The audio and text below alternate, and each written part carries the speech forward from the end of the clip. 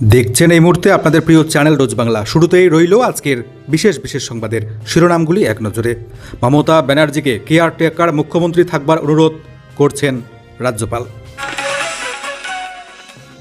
রীতি মেনে ইস্তফা দিচ্ছেন না মমতা ব্যানার্জি, বড় পদক্ষেপের চিন্তা ভাবনা অভিষেক মমতার। ভোটের ফল প্রকাশের পরেই উত্তপ্ত ফলতা, গ্রেপ্তার অভিষেক ব্যানার্জির ডান হাত জাহাঙ্গীর খান, এলাকায় ব্যাপক চাঞ্চল্য।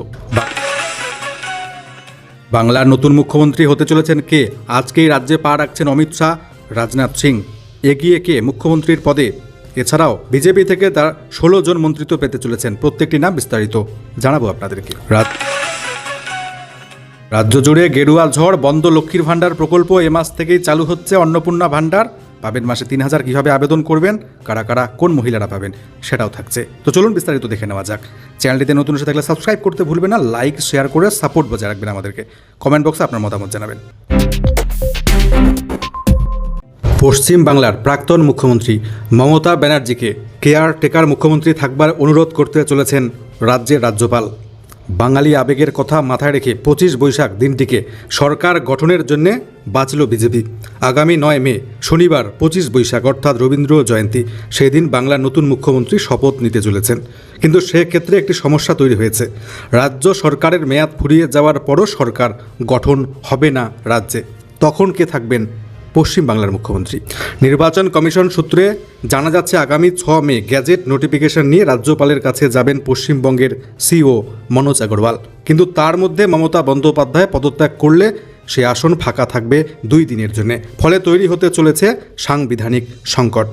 তাই রাজ্যপাল নতুন সরকার গঠন পর্যন্ত মমতা ব্যানার্জিকেই কেয়ারটেকার মুখ্যমন্ত্রী হিসেবে থাকবার অনুরোধ করতে চলেছেন বলে জানা যাচ্ছে। তবেই 25শে বৈশাখ শপথ গ্রহণ সম্ভব হবে বিজেপি সরকারের।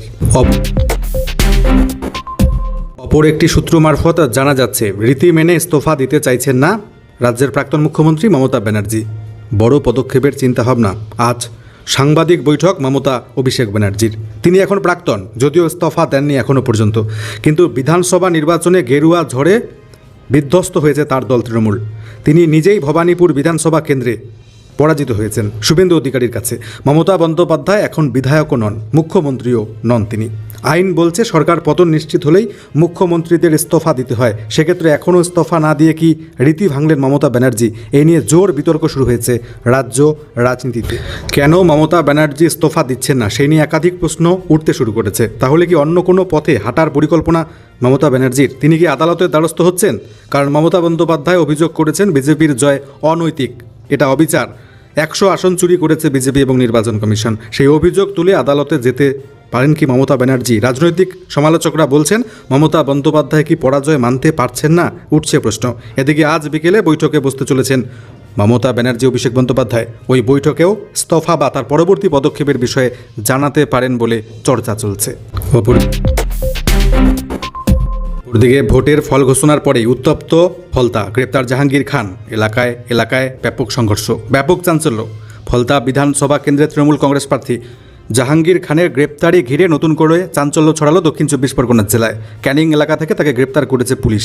স্থানীয় সূত্রে খবর, বেশ কিছুদিন ধরেই তার বিরুদ্ধে একাধিক অভিযোগ জমা পড়েছিল, যার ভিত্তিতেই এই কঠোর পদক্ষেপ।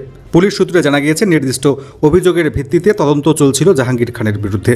সেই তদন্তের অগ্রগতির পরেই ক্যানিং থেকে তাকে গ্রেপ্তার করা হয়েছে। বিশেষ করে ভোট পরবর্তী পরিস্থিতিতে এমন একটি পদক্ষেপ নতুন করে উত্তেজনা বাড়াতে পারে রাজ্য জুড়ে। এই ঘটনার পর এখন সকলের নজর পুলিশের পরবর্তী পদক্ষেপ আদালতের দিকে। জাহাঙ্গীর খানকে কবে আদালতে তোলা হবে, তার বিরুদ্ধে কী ধারায় মামলা রুজু করা হয়েছে তা জানার জন্য অপেক্ষা করছে রাজনৈতিক মহল থেকে সাধারণ আমজনতা। কে হচ্ছেন বাংলার নতুন মুখ্যমন্ত্রী? আজকেই কলকাতায় আসছেন অমিত শাহ এবং রাজনাথ সিং। দিল্লি থেকে আজকেই রাজ্যে আসছেন বিজেপি কেন্দ্রীয় নেতৃত্বের একটি দল। দায়িত্ব দেওয়া হতে চলেছে রাজনাথ সিংকে।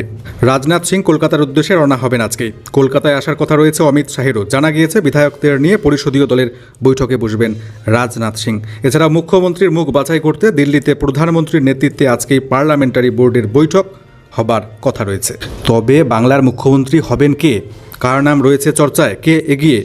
পশ্চিমবঙ্গের পরবর্তী মুখ্যমন্ত্রী হিসেবে সবথেকে যে নাম বেশি চর্চায় তিনি হলেন শুভেন্দু অধিকারী। এতদিন বিরোধী দলনেতা ছিলেন। এবারে নির্বাচনে 2 হাই ভোল্টেজ কেন্দ্র নন্দীগ্রাম ভবানীপুর থেকে বিরাট বড় জয় পেয়েছেন তিনি। শুধু তাই নয়, আরও একবার প্রাক্তন মুখ্যমন্ত্রী মমতা ব্যানার্জিকে বিরাট বড় ব্যবধানে পরাজিত করেছেন। সেক্ষেত্রে পশ্চিমবঙ্গের পরবর্তী মুখ্যমন্ত্রী হিসেবে তার নাম সবার আগে উঠে আসছে। এছাড়াও তালিকায় রয়েছেন দিলীপ ঘোষ, খড়গপুর সদর থেকে জিতেছেন তিনি। স্বপন দাশগুপ্ত তালিকায় রয়েছেন। উঠে আসছে শ্রমিক ভট্টাচার্যের নাম, তবে তিনি নির্বাচনের প্রার্থী ছিলেন না। সেক্ষেত্রে মুখ্যমন্ত্রী হতে গেলে তাকে আগে কোনো কেন্দ্র থেকে জিতে বিধায়ক হতে হবে। সেক্ষেত্রে এখন তিনি মুখ্যমন্ত্রী হলেও তাকে 6 মাসের মধ্যে বিধানসভা কেন্দ্র থেকে জিতে আসতে হবে।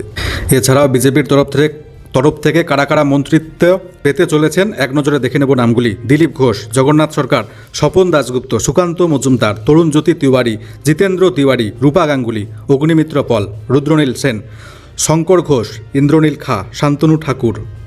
উত্তরবঙ্গ থেকে নিশীথ প্রামাণিক, অশোক লাহিড়ী, মনোজ টিগ্গা প্রমুখ মন্ত্রিত্ব পেতে চলেছেন বলে আপাতত জানা যাচ্ছে। রাজ্যে ফুটেছে পদ্মফুল, গেরুয়া ঝড়, বিজেপির জয় জয়কার। এবার মহিলারা পাবেন, বাংলার মহিলারা পাবেন 3,000 টাকা করে প্রতি মাসে।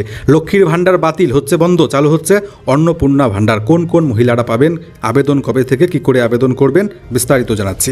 রাজ্য সরকার পরিবর্তনের সাথে সাথে বিপুল অর্থ সাহায্যের প্রতিশ্রুতি নিয়ে যাত্রা শুরু করতে চলেছে বিজেপি। নতুন প্রকল্প অন্নপূর্ণা ভাণ্ডার। নির্বাচনী প্রতিশ্রুতি অনুযায়ী নতুন সরকার গঠনের পর রাজ্যের মহিলাদের আর্থিক ক্ষমতায়নে এই পদক্ষেপ গ্রহণ করবে বিজেপি। এই প্রকল্পের মাধ্যমে যোগ্য মহিলারা প্রত্যেক মাসে 3,000 টাকা করে নিজেদের ব্যাঙ্ক অ্যাকাউন্টে পাবেন, যা বর্তমান লক্ষ্মীর ভাণ্ডার প্রকল্পের ভাতার তুলনায় দ্বিগুণ। বিজেপি নেতৃত্বাধীন নতুন সরকার দায়িত্ব নেওয়ার পরই অন্নপূর্ণা ভাণ্ডারের ফর্ম পূরণের প্রক্রিয়া আনুষ্ঠানিকভাবে শুরু হবে বলে জানা যাচ্ছে। আগামী 9 মে শপথ গ্রহণ অনুষ্ঠানের পর সরকারিভাবে অন্নপূর্ণা প্রকল্পের নির্দেশিকা জারি হবে। প্রাথমিকভাবে জানা যাচ্ছে রাজ্যের সকল স্তরের মহিলাদেরকেই এই প্রকল্পের টাকা দেওয়া হবে। তবে আবেদনের জন্য নির্দিষ্ট যোগ্যতা, প্রয়োজনীয় নথির বিষয়ে বিস্তারিত তথ্য রাজ্য সরকার গঠনের পর সরকারি বিজ্ঞপ্তির মাধ্যমে স্পষ্ট করা হবে। কবে থেকে অন্নপূর্ণা ভাণ্ডারের আবেদন শুরু হবে, বিস্তারিত তথ্য পেলে আমরা সবার প্রথমে আপনাদেরকে জানিয়ে দেবো। তাই চ্যানেলটিকে সাবস্ক্রাইব করতে ভুলবেন না, পাশের বেল আইকনটিতে ক্লিক করবেন আর ভিডিওটিকে একটা লাইক করবেন, শেয়ার করে অন্যদেরকেও জানার সুযোগ করে দেবেন। ধন্যবাদ। দেখা হচ্ছে পরবর্তী গুরুত্বপূর্ণ সংবাদগুলির সাথে।